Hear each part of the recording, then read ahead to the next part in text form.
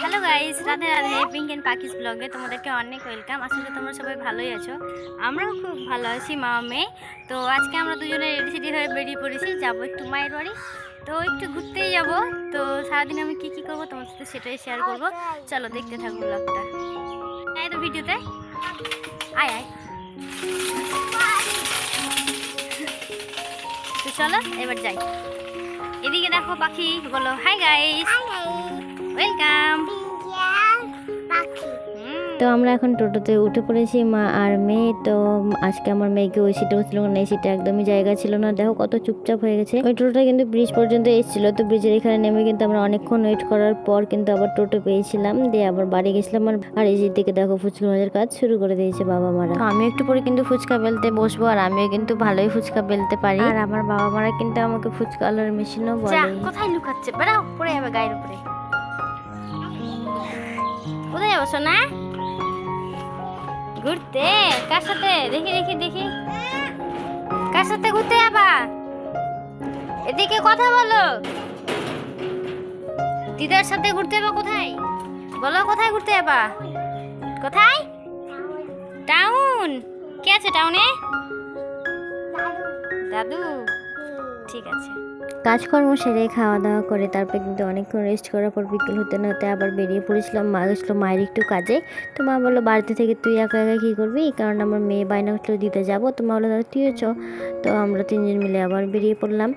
তো মা যাচ্ছে মায়ের একটা কাজ বলতে, একটা লোনের জন্য। তো জানি না লোনটা হবে কি হবে না। আর এই যে দেখো এটা হচ্ছে গ্যালারি, এটাকে বৃন্দাবন মাঠও বলে। এটা আমাদের মালদা কোর্টের কাছে অবস্থিত। তো এইখানে অনেক রকমের খেলা হয়, তো বিশেষ করে ফুটবল খেলাটা হয়। আর অনেক স্টাররা আসছে, যেমন জিৎ, আরও অনেক নায়ক নায়িকারা এসেছে। তো অঙ্কুশ এসেছে, শ্রাবন্তী এসেছে, মিমি এসছে। তো এখানে অনেক রকমের অনুষ্ঠান হয়। তো এই সাইড দিয়ে আমাদেরকে নিয়ে যাওয়া হচ্ছিল আর কি, তাই তোমাদের সাথে জিনিসটা শেয়ার করলাম। আর তো এইখানে দেখো আমার মা যেহেতু গেছিলো লোনের জন্য, তো লোনের জন্য সব ফর্ম টর্ম অ্যাপ্লাই করা হয়ে গেছে। পাখি ওর ভয় করছে, হাত ধরেছে। কোনো ভয় নাই সোনা, এটা লিফট। তো মা তো ওদিকে নিজের লোনের জন্য করছিল, এদিকে আমি একটু ঘোরাঘুরি করছিলাম। এখানে সমস্ত রকমের জিনিস পাওয়া যায়। আর এখানে আস্তে আস্তে ইন্ডাকশন ওভেনগুলো দেখলাম, যেটা আমার খুব পছন্দ হয়েছে। এমনিতেও মানে মোবাইলে দেখেছি, খুব ভালো লাগে। তো ভাবতাম হয়তো এগুলোর দাম অনেক, তো এখানে এসেছি না, সব রেঞ্জের মধ্যে। তো ইচ্ছে তো আছে নেওয়ার একটা, তাছাড়াও অনেক তো ইচ্ছা আছে পুরোনার কয়টা হয়। তারপরে কিন্তু আমরা ওখান থেকে বেরিয়ে এসে চলেছিলাম পার্কে। তো এই যে শুভঙ্কর শিশু উদ্যান, এটা কিন্তু কোর্টের কাছেই। তো এই যে দেখো আমরা কিন্তু টিকিট কাটলাম না, সোজাই চলে গেলাম, যেহেতু বাবা এখানে দোকান করে সেই জন্য। মানে প্রথম দিকে এসেছিলাম বলে পার্কটা বেশ ফাঁকা ফাঁকা ছিল। আর আমার মেয়ে কিন্তু এখানে আসলে পার্কে আসবেই আসবে, না হলে কিন্তু হবেই না। তো আমার মা দেখো কি সুন্দর ঘুরছে। কিন্তু দেখো ওই যে পাখিগুলো দিকে দেখতে পেলো, তো বলছে মা দিদা আমি ওদিকে যাবো, আমাকে নিয়ে চলো। তারপরে পাখিকে এটাতে বসিয়েও দিলাম। এটাতে ঘোরা নেওয়ার পর কিন্তু ওকে কিন্তু খুব ভালো লাগে এভাবে, যে আমার মেয়েটা এখন ছোটবেলায় সব থেকে সুন্দর মুহূর্তগুলো কাটাচ্ছে। আর আমি ঠাকুরের কাছে সবসময় প্রার্থনা করব যেন আমার মেয়েটা সারা জীবন হাসি খুশি থাকে, সবাই যেন ওকে প্রচুর ভালোবাসে। তো আমাদের তো সেরকম একসাথে বেরোনো হয় না, কতদিন পরে যে একসাথে এভাবে বেরিয়েছি, তা আমার খুবই ভালো লাগছিলো, খুবই আনন্দ হচ্ছিল। তোমরা আমার মুখ থেকে বুঝতে পারছো আমি কত হাসি খুশি। আর তোমরা বলো তো আবার পাখিকে কেমন লাগছে দেখতে জামাটা পরে। এই জামাটা আমার বাবা দিয়েছিল আমার পাখিকে পয়লা বৈশাখে। মেয়ের তো দোলনা দোলানো হয়ে গেছিলো, তো ভাবলাম একটু আমিও দোলনা দুলে নিই, কেননা আমারও খুব ভালো লাগে। সেই ছোটোবেলায় দুলতাম, কিন্তু এখন বড় হয়ে গেছি। আর দোলনাতে দুলতে দুলতে কিন্তু পার্কের যে মাছিগুলো থাকে ওরা বলছে এই নামো নামো, এটা কিন্তু বড়দের না। দিয়ে আমি কিন্তু নেমে পড়েছি। তো যাই হোক খুব এনজয় করেছিলাম। তো যাই হোক আমি নামার পর কিন্তু আবার আমার মেয়েকে অনেকক্ষণ দোলনাতে দুলিয়েছিলাম। তারপরে কিন্তু আমরা আর বেশিক্ষণ থাকলাম না, বাড়ির জন্য বেরিয়ে আসলাম।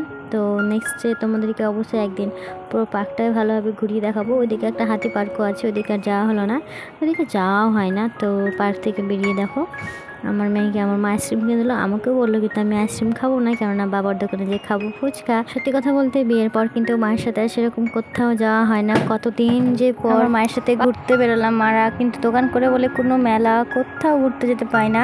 কতদিন পর আমি, আমার মেয়ে, আমার মা আর বাবা বলতে দোকান করছিল, কিন্তু এক জায়গাতে বাইরে এইভাবে ঘুরছি ফিরছি। তো খুবই ভালো লাগছিল। আর এই যে দেখো এদিকে কিন্তু দোকানে আসার পর বাবা পাখির জন্য পপকর্ন এনে দিল, তারপর কিন্তু আমি ফুচকাও খেয়েছিলাম। তারপরে মা চা নিয়ে আসলো, চা খেলো, একটু সবাই মিলে গল্প টল্প করলাম, দিয়ে বাড়ির উদ্দেশ্যে রওনা হলাম। কারণ প্রথমে মায়ের বাড়ি যাব, মায়ের পর বাড়ি থেকে আমার বর আসবে দিতে, আমাদের মা মেয়েকে দিয়ে আমরা মা মেয়ে আবার বাড়ি যাব। তাই জন্য আর বেশি লেট করলাম না, ওই 7:30টার মতো বাজে তখন আমরা কিন্তু পার্ক থেকে বেরিয়ে পড়লাম। আজকের ব্লগটা তোমাদের কেমন লাগলো তোমরা কিন্তু অবশ্যই কমেন্ট করে জানিও। ভালো লাগলে বেশি বেশি করে ভিডিওটাকে শেয়ার করো আর আমার চ্যানেলটাকে সাবস্ক্রাইব করো।